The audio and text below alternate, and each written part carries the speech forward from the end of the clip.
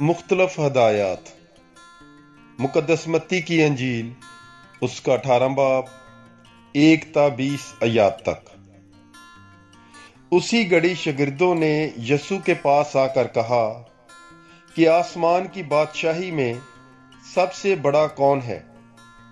और यसू ने एक बच्चा पास बुलाकर उनके बीच में खड़ा किया और कहा, मैं तुमसे सच कहता हूं, अगर तुम ना फिरो और छोटे बच्चों की मानद ना बनो तो आसमान की बादशाही में हरगिज दाखिल ना होगे। बस जो कोई अपने आप को इस बच्चे की मानद छोटा बनाए वही आसमान की बादशाही में सबसे बड़ा है। और जो कोई मेरे नाम पर ऐसे बच्चों को कबूल करे मुझे कबूल करता है, मगर जो कोई उन छोटों में से जो मुझ पर ईमान लाते हैं किसी को ठोकर खिलाए, उसके लिए ये बेहतर है कि खरास का पाट उसके गले में डाला जाए और वो समुंदर के गहराव में डुबो दिया जाए।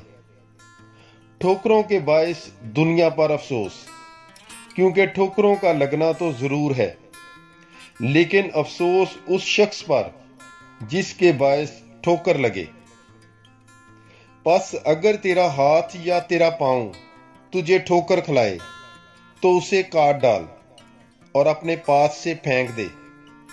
टुंडा या लंगड़ा होकर जिंदगी में दाखिल होना तेरे लिए इससे बेहतर है कि 2 हाथ या 2 पांव रखते हुए तू हमेशा की आग में डाला जाए।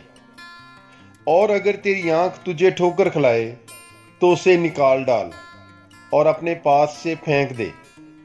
काना होकर जिंदगी में दाखिल होना तेरे लिए इससे बेहतर है कि 2 आंखें रखते हुए तू जहन्नम की आग में डाला जाए। खबरदार, इन छोटों में से किसी को नाचीज ना जानो, क्योंकि मैं तुमसे कहता हूं कि आसमान पर इनके फरिश्ते मेरे बाप का जो आसमान पर है मुंह देखते हैं। क्योंकि इब्ने इंसान इसलिए आया है कि खोए हुओं को बचाए। तुम्हारा क्या ख्याल है, अगर किसी आदमी की 100 भेड़ें हों और उनमें से एक भटक जाए तो क्या वो 99 को पहाड़ों पर ना छोड़ेगा और उस भटकी हुई की तलाश में ना जाएगा?